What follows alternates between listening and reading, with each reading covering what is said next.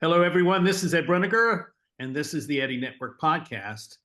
And this is the first episode of a group conversation between people who have been on the podcast in the past. My guests today are Gill Tiney of Collaboration Global, John Granholm. What's your title? Do you have a title, John? Partner at J3M Plus. Okay. And Jennifer Hunter of Gensyn Design. I got that right. You did. I invited them and plus two others who ended up not being able to join us today.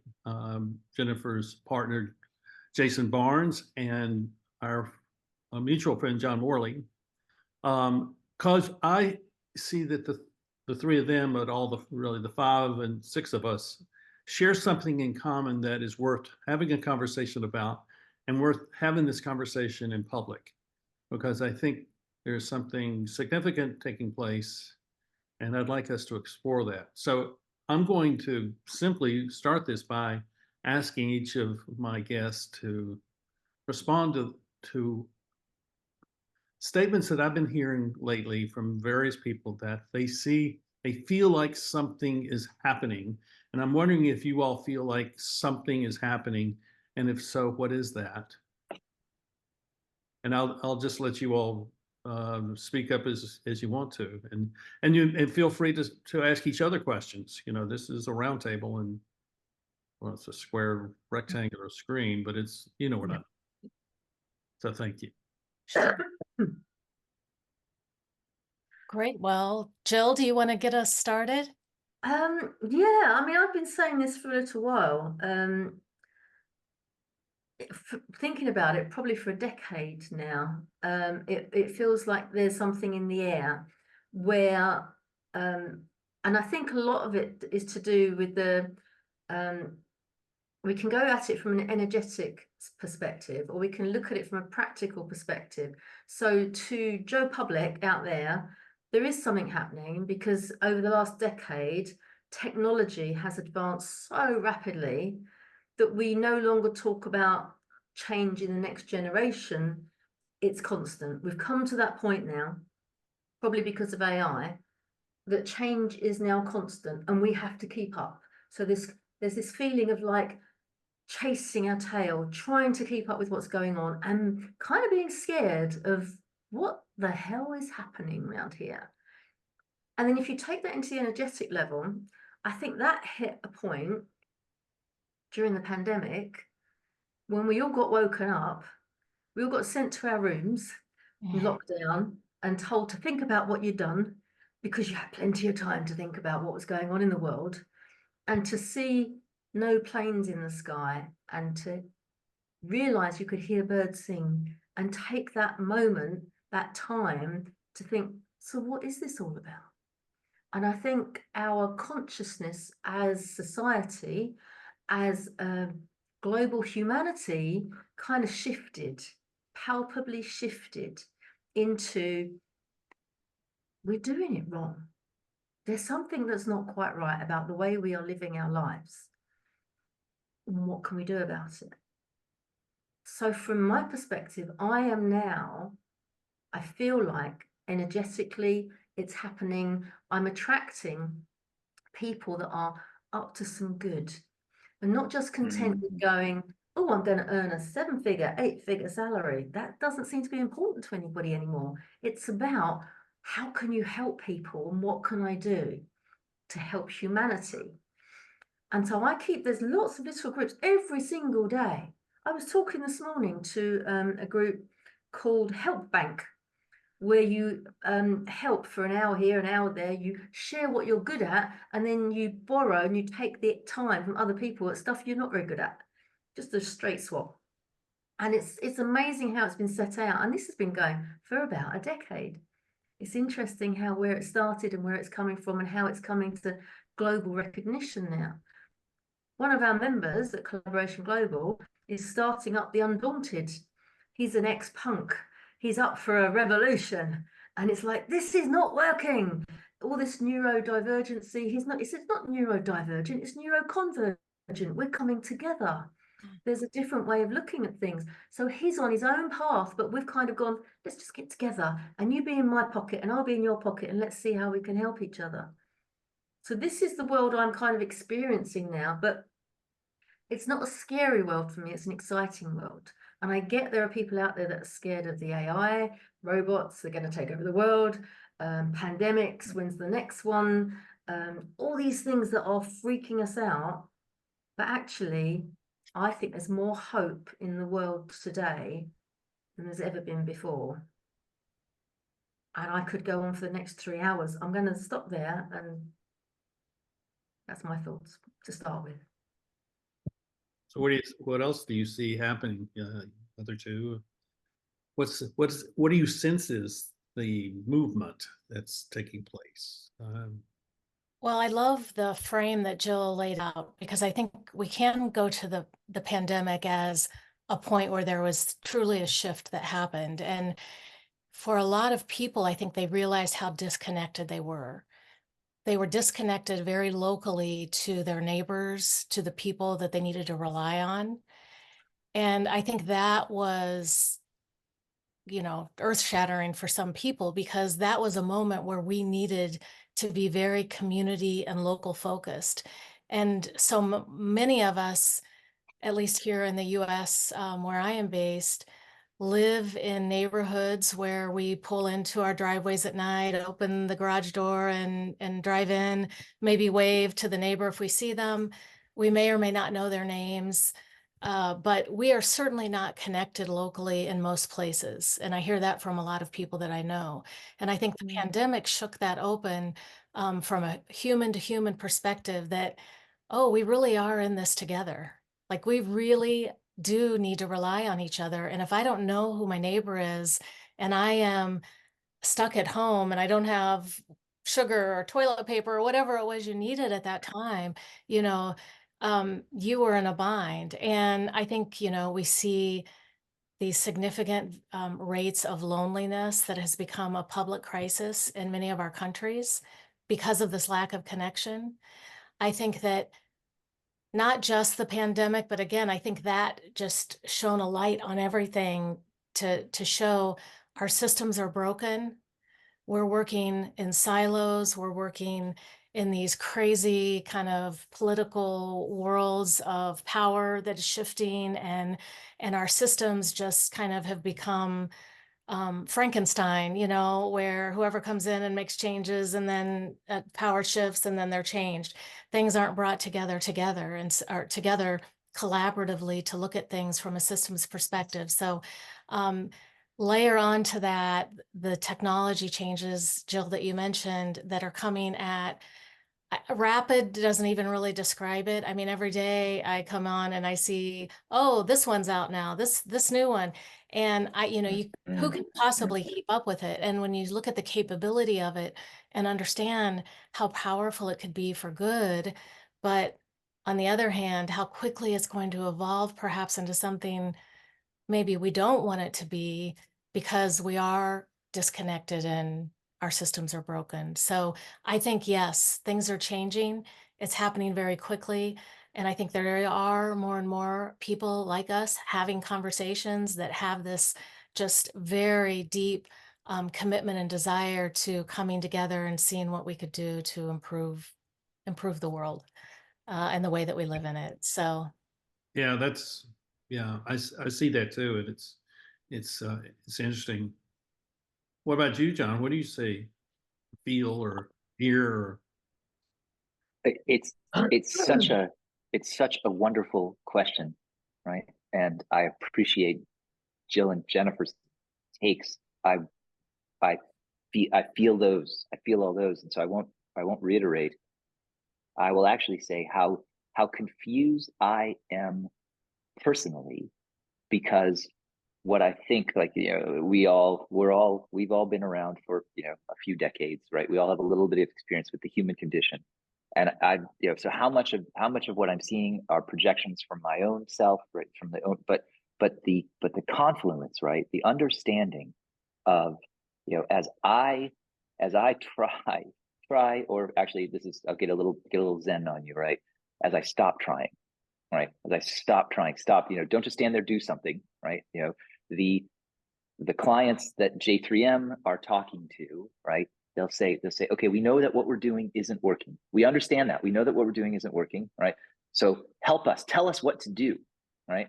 And then we say, that's not really how it works. We're not going to tell you what to do, because we have to try to figure out what it is that you want to do, and and what your intentions are. And until we understand what the paradigms are, and please, John, try to not talk and use the word paradigm. Don't say paradigm, right? But unless we understand what it is that you're trying to do, I said, so what we're going to end up teaching you to do is to stop doing, right? To listen, to be, to have conversations like we're having, right? And as, of course, this is why I cannot discern the difference.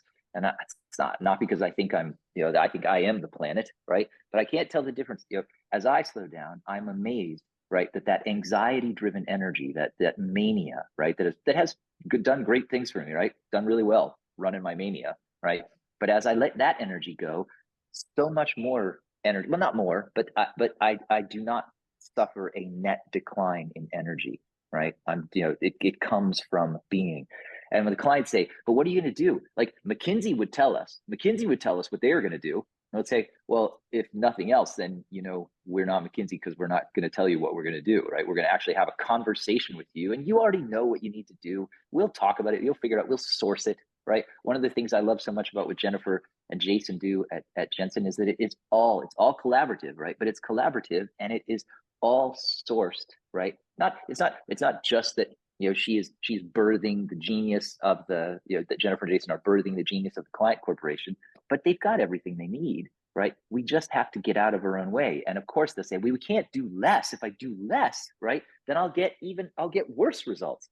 I'll say, well, but you could maybe do less of the things that are giving you such crap results. Maybe do less of those things, and maybe then you'll have a little spare free cycle. The answer is, yeah, things are changing, but I can't tell if they're changing because my antenna are changing, and I think it's generally my antenna, right? I do not mean to argue with Gill or with Jennifer, right? I think there are more people, and the pandemic was a great wake up. The panic, of course, is, are we going to use that wake up? Or are we going to, we've got a lot of people who are trying to go back to the old. They know they can't, but that doesn't stop us from trying, right? But I'm amazed. Like there have always been more good people in the world than I've known. I keep finding more people who are trying to do good, who are caring, who are helping, right? But I don't think that's because they're being spontaneously generated, right? They're not growing up out of the muck. It's because I'm taking enough of the blinders off my eyes to be able to see them. A couple of things from my experience. In January 2022, I started writing on Substack, and I just decided I was going to write the way I wanted to write. I was writing these long form essays, and over that calendar year 2022, I produced over 200,000 words. It's a lot of content, but it shaped my thinking, and it shaped my sense of awareness of what was going on. And the response in the last third of the year saw my subscriber rate go up. And this is totally unusual, totally out of character, anything I'd ever experienced in my life. So that was the first indication that something was happening to me. And so I decided now is the time to start the podcast. So in February of last year, I started the podcast, and each of you have been on the podcast, and I did it in a way that I thought would make it easy for people not to say no to me, which is, you don't have to do any prep, just give me an hour, we'll have a conversation, and we'll make it as simple as possible. And that's what I thought I was doing. Well, that's not what people saw was happening. And what they saw was, here's a place where people are meeting, where they're having a conversation with someone for the first time, and this conversation has some depth to it. So that was one thing people pointed out to me. The more important thing was, this is an unscripted conversation. This is not planned. We don't know where it's going. And that was so refreshing to people. And they realized that so many of the social encounters that they're having in the world are all scripted, and they're all performance oriented. And you have to kind of play the game, to be a part of that. And here, there's no game here other than show up and share something, you know, that's what we're doing here.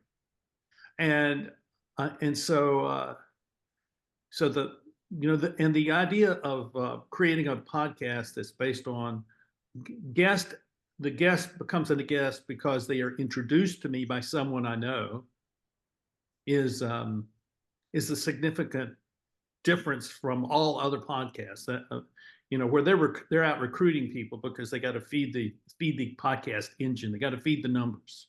Well, I'm not feeding any numbers. I'm just looking for relationships. I'm just looking for encounters. And so people like that. They like that conversation. They like that encounter. And so at the end of the year, I realized that almost there was like 2/3 of these episodes were first conversations, and that's showing people what's possible when I go out and meet someone, that I can have a serious and heartfelt and affirming conversation with someone that I'm just meeting. And so some of that is what you all do. I mean, you all are doing that in your business life, in your work life. And so the question that this leads me to is, so how do we engage with people who are just meeting for the first time in such a way that we can build some kind of rapport where they say, I want to spend more time with this person. And, or I'm saying, I want to spend more time with this person. And let's talk about how we start relationships in the business context and have these kinds of conversations where people say, oh, this is really rich and this is really satisfying, and I feel at peace here. I feel accepted. I feel affirmed. I don't feel like I have to perform. How have you all learned to do that? Have we though? Have we learned it, or is it innate? Nature, nurture. I think it can be learned, don't get me wrong. I think I've always remembered as a kid from the age of sort of 3 or 4, chatting away to anybody that would listen and connecting people up in the nursery. It's like, well, you should go and play with you over there. You go, because you two both like playing with the trains, so you go and play with the trains. So possibly it's natural for me, but I think it's definitely learned behavior. But I think what John was saying earlier about being, that's the place to start. It's like, you can't go connecting to somebody else if you don't really know who you are, first of all. And it's understanding what the hell you're about and who you are being, what coat you're wearing. And you see this in business environments. You go to a networking event, right? And I'm hands up, I'm a networking tart, right? I've been there, done that. I've spoken around the world about networking. Don't do it anymore, because you don't need to, in as much as it's quicker to connect with somebody when you kind of know how to ask the right questions, but also who you're being. And if you connect and have a conversation with someone just from the basic sense of humanity, I'm a human being, you're a human being. I don't care what religion you have. I don't care what color your skin happens to be. I don't care how much money you earn. I don't care what you do for a living. I don't care if you're taller than me or shorter than me. I don't care. But you are a human being first. That's where we start from. And because of that, I'm going to love you. Because you're on this planet with me. Yeah. We're sharing the same air. So let's start from there and see how we can help each other. And when you kind of take all the rubbish out of the way, that we're so fond of going, well, you're different from me, so I'm not going to talk to you. You vote that, so I can't possibly have a conversation with you.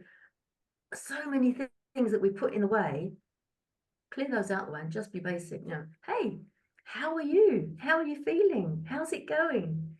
Can I help? What do you need? Is there something I know that I can share with you, or somebody that I can connect you to? Or let's just have a giggle. I've stood in the middle of a supermarket with a total stranger crying on my shoulder because I'd happened to look at her, have a little joke about the biscuits on the shelf, and then looked at her face and looked in her eyes and just said, "You okay?" She'd lost her husband 5 days before, and she was picking up a packet of his favorite biscuits, Hmm. you know. But how many people would have just not thought about it, just moved on, you know? It's so easy done. I've done that on a tube train, on the subway. A lady was standing holding on to the pole as the train was going past, and I just looked at her. I just looked up at her, and a little tear just came down her face. How can you ignore that? How can you ignore that? So I went past my stop, about 6 stops, asking what was wrong, what's going on. And it all came out. So You know? it really is about taking time to do this. They say this about Richard Branson, don't they? That when you're with him and he looks at you, it's like you're the only person in the world that he's paying attention to what you're saying. I'm gonna over to you, John. You're gonna say something. Sorry. No, you're to say how could you avoid that? How could you not stop and ask? And yeah, I don't mean to be a smart arse, as we would say over here. But of course, the way that we avoid that, of course, no human being can stop. But the way that we do is because we're so busy, right? We're so busy, right? I can't. And I remember, this is funny. And I'm going to do a callback. Like, never quote yourself, but I'm about to quote myself. I remember on our interview, last year. I don't know the numbers. This is completely made up, but you know what? That even makes the stat better. It makes the statistic better. I'll ask the three of you. Ed, you can't answer because you've heard this one. What is if you're talking about capacity utilization, how close can we get our factory to full utilization, right? What is the optimal rate of utilization for an anthill in nature? What's the optimal average rate of utilization for an anthill, right? If we're just talking about percentage of ants working, doing something. 100. Yeah. You think with 100, that's good. Thanks. You're perfect straw man. I appreciate that. It's something like 42%, right? It's 42% because, of course, ants are sleeping. I don't know that they're doing. I'm not sure that they're doing any kind of frolicking. I don't know how much frolicking ants do, but they're sleeping. They're resting. Right. But and of course, you need to have spare capacity because there could be a flood. Another anthill could attack. You need to be able to surge. Right. But if your factory is running at 92%, 99% capacity utilization, right, you got nothing left. Right. You can't stop to ask somebody if they're okay on the tube platform because none of us can run at 120%. But we're all trying to push it. We're all trying to be about 85% efficient, 89% efficient, right? Arguably, that in itself, that go, do, is not only damaging, it's not only less efficient, right? It is what allows us to be so inhuman to our fellow humans and also so inhuman to ourselves, right? I can't take a minute to breathe. What are you talking? I don't have time to breathe, right? Right? So true. It's so the short answer, and I hope not the wise ass one, is how do we avoid others suffering? How do we look away from others suffering? It's because we don't have time. And the reason we don't have time is because we are going to make damn sure that we don't have time to look at our own suffering. Yeah. Here ends the lesson. What do you think, Jennifer? Yeah, well, I think we are wired for connection. I really do think that as human beings, that's innate to us. I think some of us have higher emotional intelligence or higher ability, intuition perhaps, to recognize when someone needs a connection, when you see a stranger on the bus or the train, whatever that might be.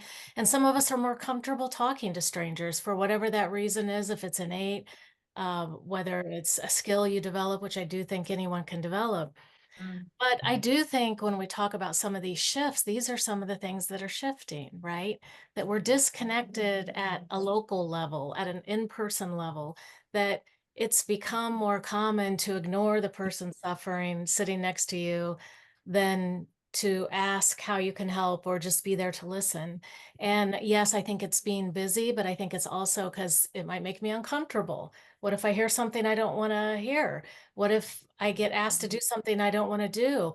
What if that person is different than me, And so I think we've created a lot of divisions that have disconnected that need for human connection. And I'm thinking a lot more about things locally and neighborhoods and communities a lot because of some of the things that I see happening and thinking, how do you begin to address that big system if we can't talk to our neighbors or do something right here in the neighborhood. And so I've been spending a lot of time thinking about that, but I think we're wired for connection. I think we can do it. I think those of us that can do it and do it need to keep doing it and modeling it and showing that that's the way that we should be, living our lives as humans, of looking out, caring for each other, and taking the time to do that.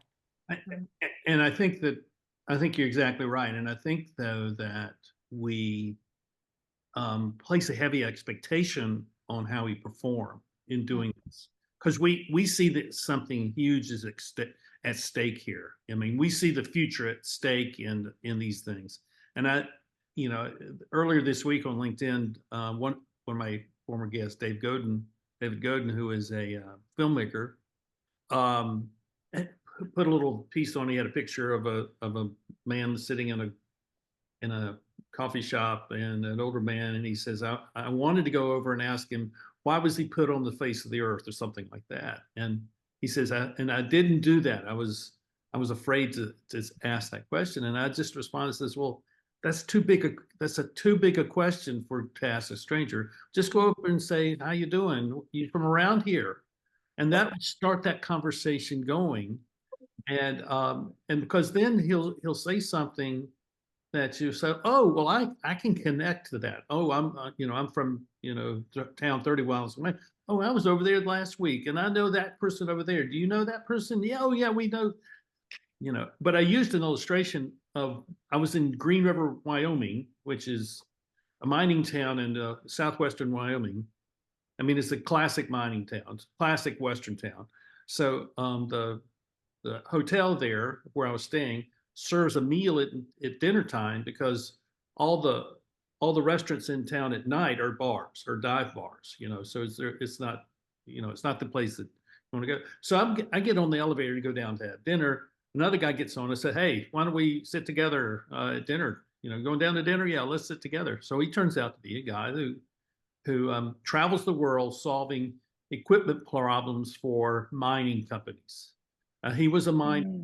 He spent his first few years in the mines, and we're sitting there talking. He's telling me what he's doing, and I tell him. And then this other guy comes down, who's closer in my age, and he sits down, and they start talking to each other about mining stuff. So it's really, I'm the fly on the wall listening to this. And the young guy, he spent 2 years in the mines. He couldn't take the claustrophobia. This other guy spent 25 years in the mines. He says, yeah, I got that, but you learn to deal with, so it's a fascinating thing. But that wouldn't have happened if I had not taken that little initiative. Hey, why don't we sit together and have dinner? So I think that's the key, is kind of putting your fear aside, putting your, I don't want to be embarrassing, and just say, hey, I'm interested in talking to you. Let's talk, and doing that sort of thing. Have you had Johnny Moore on your podcast yet? He's a Oh, Johnny, yeah, Johnny Moore. Yeah. But your question about, is it safe? I was just going to say, the way he does it to make it safe is he wrote the book called Unhurried Conversations, right? And now I think but so it's just, we're not going to hurry. And I love the shtick is, when you want to speak, you hold up an object and you speak, and then when you're done, you put the object back down. And they say it on everyone. I've gotten to participate, I don't know, maybe on 7 or 8 now total Unhurried Conversations. But they said, don't worry, like somebody could just talk for the whole hour. They could. Said, it's never happened. Don't worry, it's never happened, right? But the point is, you let go of that control, right? And of course, that control that we think we have is illusory. You can't control anybody, but we think we can, because I've got a bigger salary, or I can fire you, or I can take away your health benefits, or whatever it is. I think, right? We don't control anybody. So stop it. Stop with the illusion of control, which of course you were back to, how do you get to safety, right? But let's not hurry, but also let's get to the point where we have to get past, right? You said it, Ed, in there, the performing. We're worried about how we're going to perform in that conversation, rather than, hey, why don't you want to sit with me for dinner? And there's no performance there. Yeah. Well, I think you have to grow into this, even if you're naturally oriented that way. Like you said, Jill. I'm Yeah. naturally oriented, but you know, you still have to overcome that inertia of fear. I mean, you know, I'll talk to anyone now. I'm not fearful of anyone now. That may put me in trouble at some point. But my concern, here's my concern, because I think we sense that there's something happening and that people want more interaction, they want more relationship stuff, they want it more social. But the structures of these businesses where they work, they're in crisis because they let them go home for the pandemic and now they want them to come back, and they don't want to come back because they like the freedom of being at home. And but and yet the business the people, the leaders of the businesses feel a loss of control, and so they need to claim that control back. So how do we help the leaders of businesses become much more focused on the collaborative and the conversational aspect of working in their organizations? Well, I think it was John earlier that was talking about the expertise, the knowledge, the value that employees have that is untapped. Right. That's the way I would describe it. That and when we very much support that thinking, that we know inside organizations, employees have so much expertise, so many ideas, so many ways that they could build additional value and help create positive solutions for the organization, the team, the business, at whatever level you wanted. And so much of that is untapped, I think. And so to your question, I think that it does come back to the relationships you have. It comes back to trust. It comes to creating that culture or that environment of, we refer a lot to psychological safety, where employees feel like they are, you know, trusted to share ideas. They're not worried about being punished or ridiculed. They feel valued.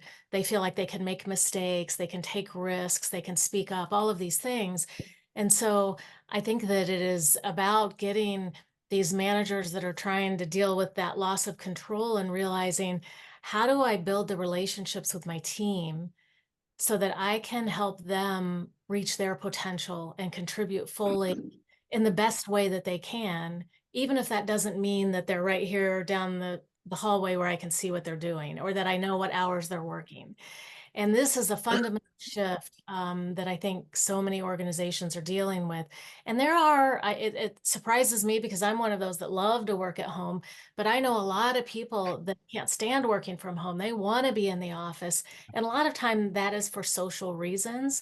But I think we are in that space that I don't think we have clear answers, to be honest, on this yet. I think we're still experimenting to find out. But I think it does have to come down to having relationships, building trust, which that's the foundation of a good relationship, to say, what do you need? What are you contributing? Asking ideas, giving up control. This is changing the role of a manager, right? Shining a light on what is the manager's role. And if you're there just to control and oversee, you're probably not going to be in business for very long, right? In that kind of role. And so I think that it's adjusting rules, it's building intention around relationships, psychological safety, and trust, and a lot more collaboration. Yeah. So Yeah.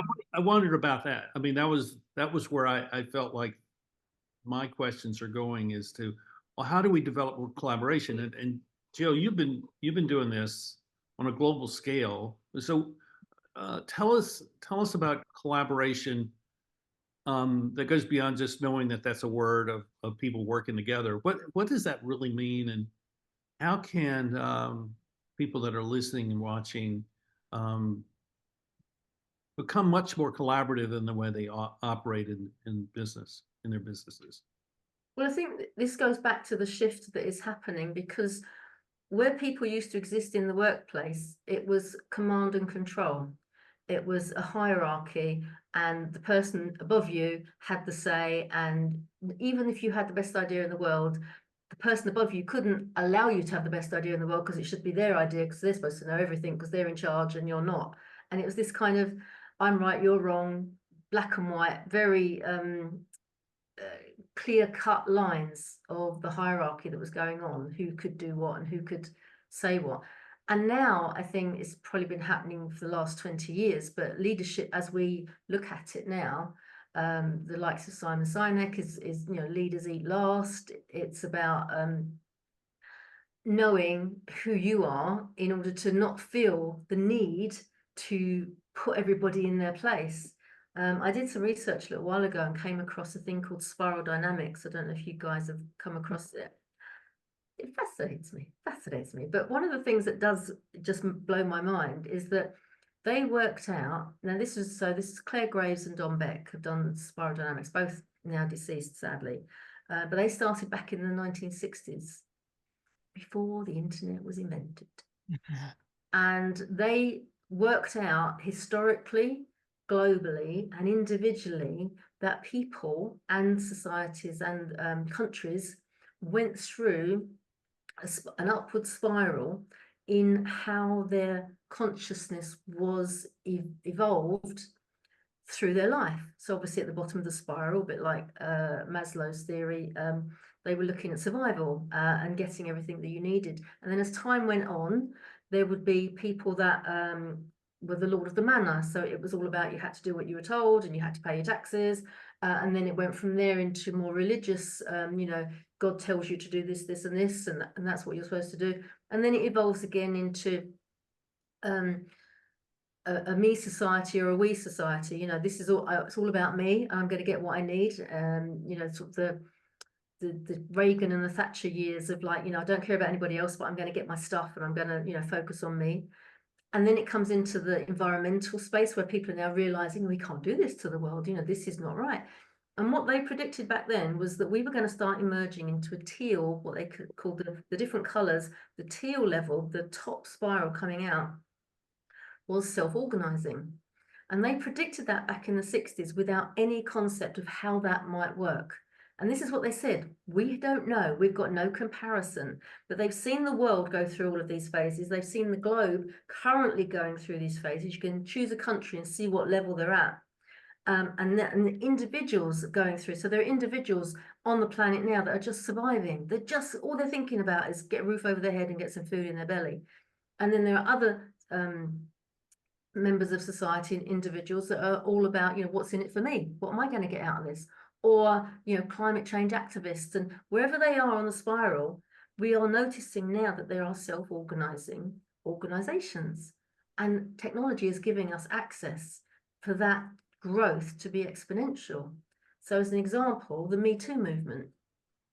I couldn't necessarily tell you who's in charge, but there are people that started it, lit the fire, and off it went. And then everyone went, yes, me too. Okay, that resonates with me. So I'm going to get involved in that. Black Lives Matter, Extinction Rebellion, all of these things that are out there that grew exponentially. And now if we take that, what's important to you, if we go back into the workplace and find out the people that work for you and with you, and your colleagues and your staff and the people that, even the cleaner, what do you want? What do you need? How can I help you? What's your passion? What's your dream for your life? Maybe I can make that come true. Maybe there's somebody else in the organization that can help you in that. And then you're working collaboratively because you're helping each other to fulfill each other's dreams with the business as the source of making things happen. So collaboratively, we have to come together for the betterment of everybody in that community or that business.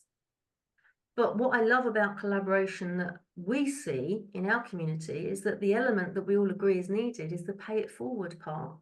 So you might have a group of people that have come together and created a product maybe, and they've loved doing it because they've kind of worked out that they're good people that work together and they love each other's genius and talent and all those kind of things, and it was fun. So now you review, look back, why did it work, what worked, what went well, what didn't go so well. Now how can you replicate that and pay it forward into maybe a charity or maybe a different community, or maybe you put it to a different market and that generates additional income that you hadn't seen before, and you could then put that into something useful.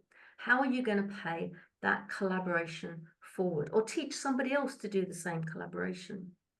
So when you are coming together for the benefit of everyone and not just about the money, yes, that will come alongside. You don't even have to think about that. If you're having fun, you're good at what you do, and you're coming together and working with people that you love and respect, and there's the L word, there has to be love in business. You have to have compassion for each other.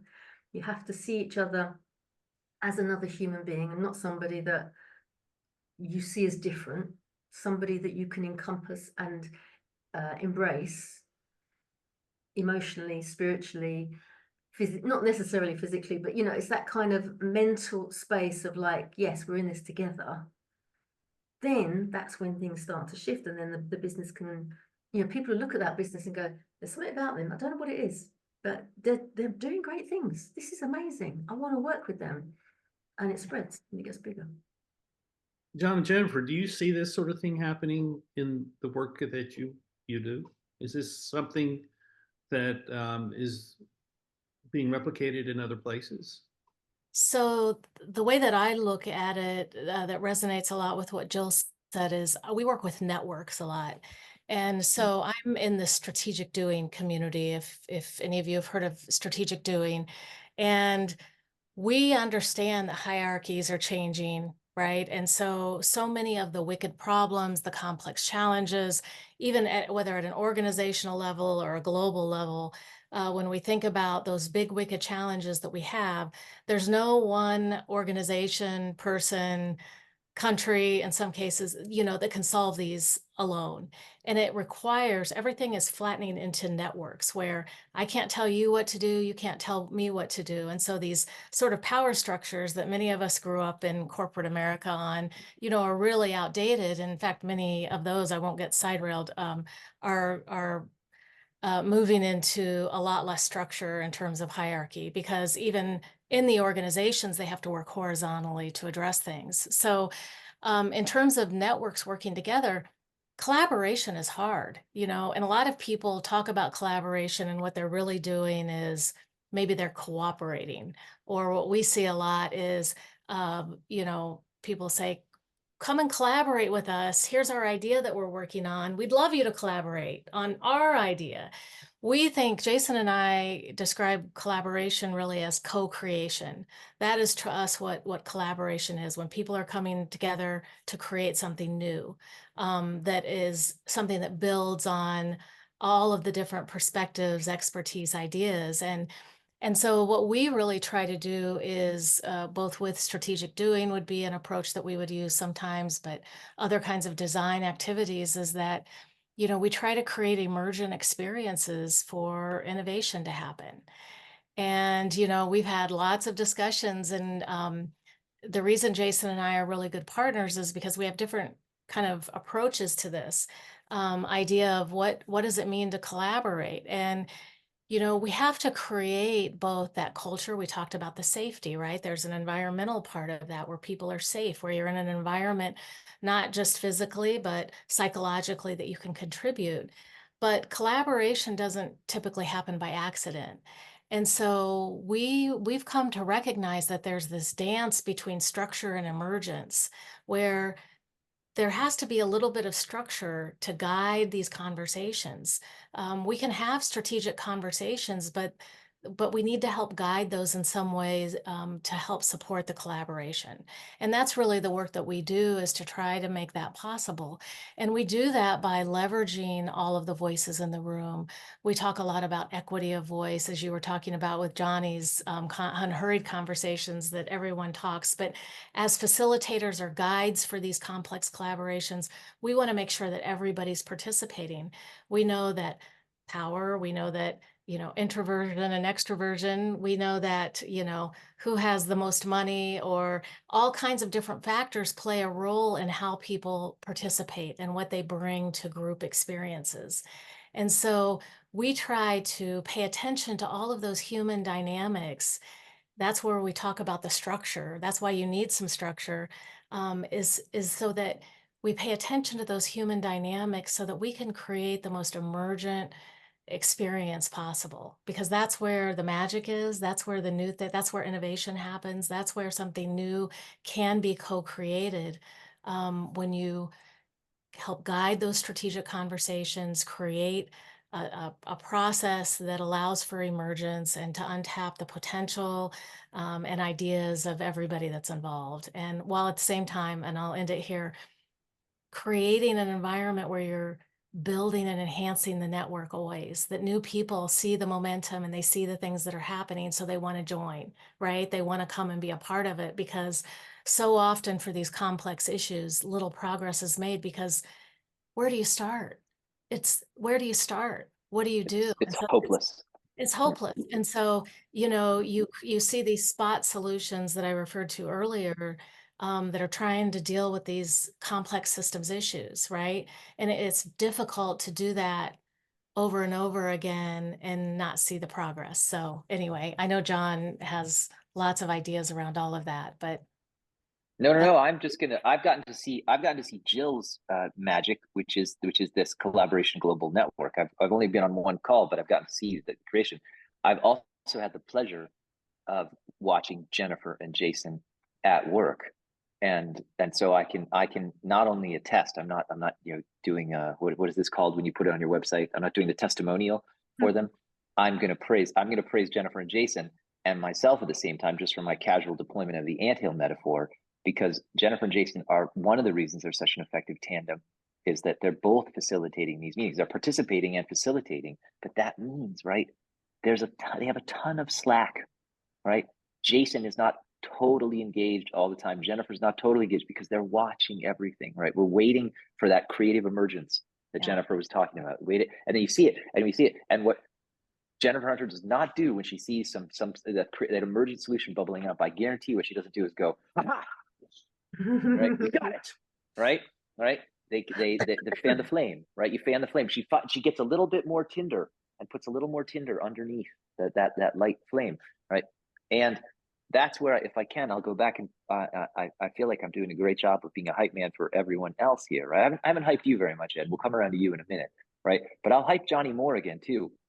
It's not him who said this, but Johnny Moore does a lot of facilitations. He's helping people deal with complex problems, like all of us do. And he said, because it wasn't him who said it, it was a friend of his who said, sometimes if the company's really good, before I go in for a day or a 3-day facilitation or a 7-week facilitation, they sum it all up and they give me like 5 pages to read. He said, and I love that because I can read 5 pages. Sometimes they don't do a good job and they give me 500 pages to read. And he said, because I'm a good Boy Scout, I make an attempt, like at least I sort of skim through I look at, like try to do what I can. He said, but I'm finding more and more that it's not that I don't want to do the reading or that it's not even necessary. I said, but I'm finding more and more that when we get to real collaboration, the point at which we now move from posturing and talking and getting to know each other and being safe, all of the necessary things, right? But the point that happens is when they can get to the point, and he said, and I try to get there as fast as I bloody well can. I want to get to the point where everybody in the room pretty much doesn't know anything anymore, right? We want to get to the limit of your knowledge and your expertise, and then I want to get you right past it.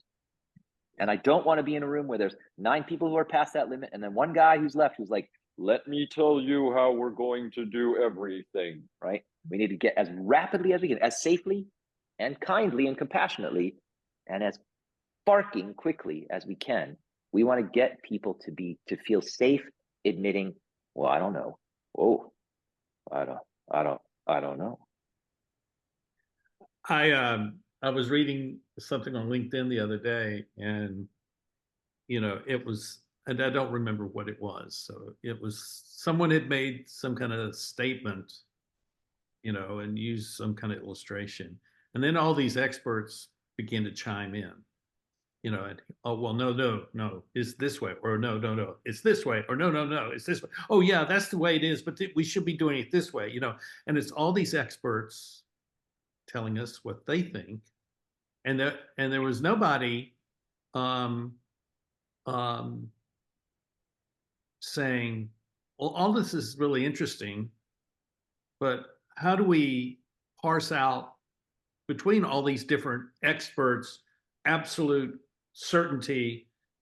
And I ended up saying that it must be nice to be so certain about everything. I just don't know anything, but that's the problem, is that everybody's so certain because they have staked their lives and their businesses and their everything on being the expert.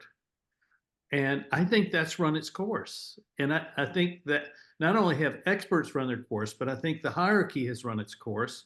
And I think, 20 plus years ago, 24 years ago, when the circle of impact just began to form in my mind, I had this notion that we're going to witness the end of hierarchy and structural hierarchy, and community would become the dominant structure for the future. And everything that I could have anticipated is coming to pass. And it's going to be a bloody mess, because when you take down the hierarchies, and let me be clear, I'm not saying we should go take down the hierarchies. This is not an attack on hierarchy. This is the recognition that hierarchy is killing itself, and that it's going to end because it no longer works for the benefit of people. And I think what works for the benefit of people is what ultimately is sustainable.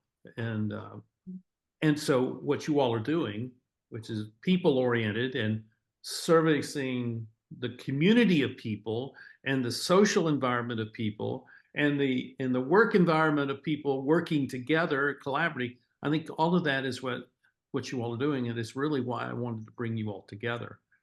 I don't think we've exhausted this topic at all. We're at the very beginning of something, and this is what I see. This is this thing where we started. What is it that you feel is happening? Well, this is what is happening. And I think we got hard times ahead of us, but I think the chaos that will come is the friction that is needed for innovation and creativity to emerge. And we're going to see a level of innovation over the next 50 years that we have not seen since the 19th century. I think the next 5 years. It's going so fast. Some of the stories that on the mainstream news, you think you know what's going on, but some of the stuff that's happening is just phenomenal, and it's coming so quickly, and it will be mainstream in the next 5 years. There is if you've got time, there is a program out there written by a guy called Russell T Davies. Now, if you're a fan of Doctor Who, you'll know that name because he writes a lot of the episodes of Doctor Who. And I understand that Americans are now picking up on how fabulous that program is. Russell T Davies wrote a series called Years and Years, and it's set in the future, and you can find it on YouTube. I beg you to go and watch it because it's our reality coming towards us fast. It's about embedding your phone into your hand, so you don't need a handset anymore, and you can just connect with people. The future is fascinating, but there is one point in there with an actress, Anne Reid, who's the matriarch of the family. It's like a soap opera set in the future, but with dire warnings along the way. It's a gripping watch, only 6 episodes.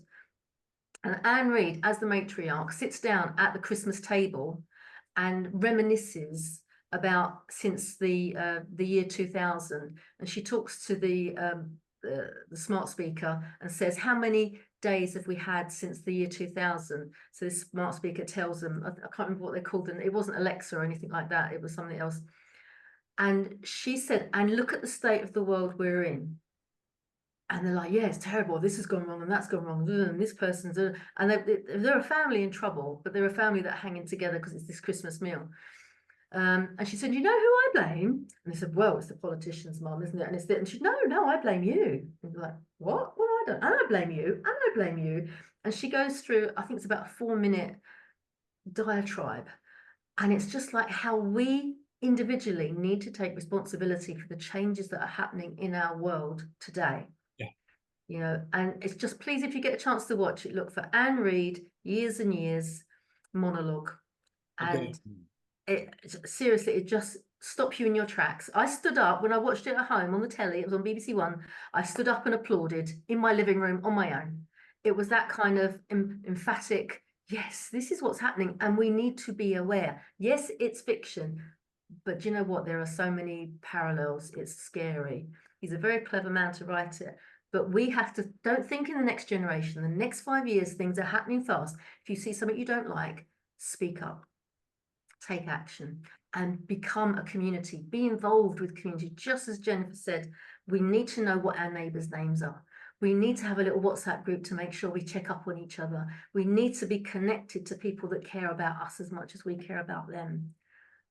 Things are changing, and it could be a good way.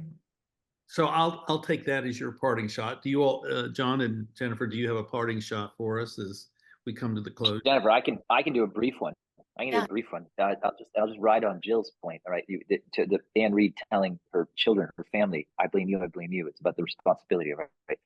Gandhi told us that we want to be the change that you wish to see in the world. That's pretty cool. I'm not going to comment. I'm not going to say I know better than Mahatma, right? But a half step toward being the change we wish to see in the world, which is useful for me, is that if I can't quite be the change yet that I wish to see, maybe don't be the change. Don't be the thing that you wish the world weren't. Right? Stop doing the bad thing. Right? We know what that is. Stop denigrating your employees. Stop not having time for my family, for my children, for my team. Stop not having time for myself. Right? Yes, I would like to be filled with the milk of human kindness. I would like to, as Christ did, turn the other cheek all the time. But if I can't do that, right, at least I can stop whacking people in their cheek. Very good. Jennifer. Yeah, I think I'll just say briefly, nobody's coming to save us. And I think this reinforces, Jill, what you are saying. And I definitely will go look at that monologue, that we all have to be responsible for the future that we're creating, because what the world is right now is a reflection of all of us. And so nobody's coming to save us. We can't rely on the systems and structures that are there. So go out and meet your neighbors and have a barbecue and figure out how in your neighborhood you can work together to do something, to make an improvement, to collaborate and create something beautiful and new for the people that live next door, and see where that can build to.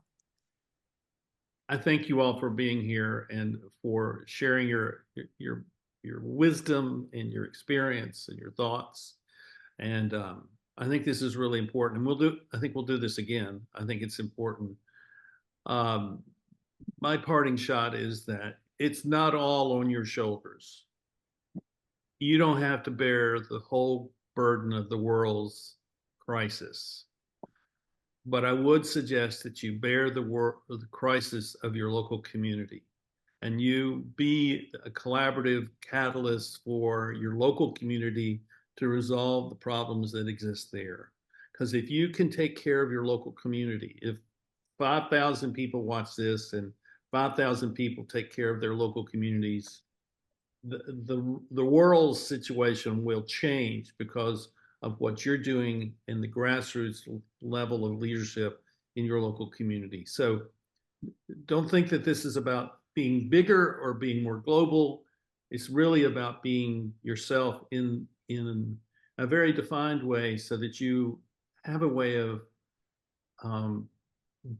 being responsible and surviving being responsible. And we do that by being connected together and doing this together.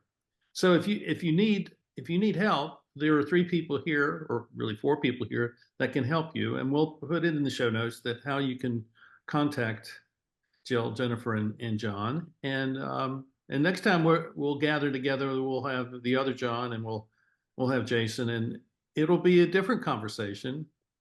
But I think it's worthwhile, and there may be some others that we bring into this. I mean, this may be starting something. I just start things, and we'll see where they go. But I'm grateful that you watch and you listen, and thank you for your support. And we'll see you next time here on the Eddie Network podcast. Thank you all. Appreciate you very much. Thanks so much, Ed. Thanks, Ed. Yeah, appreciate you, Ed. Thank you. Thank you. See you all later. Bye-bye.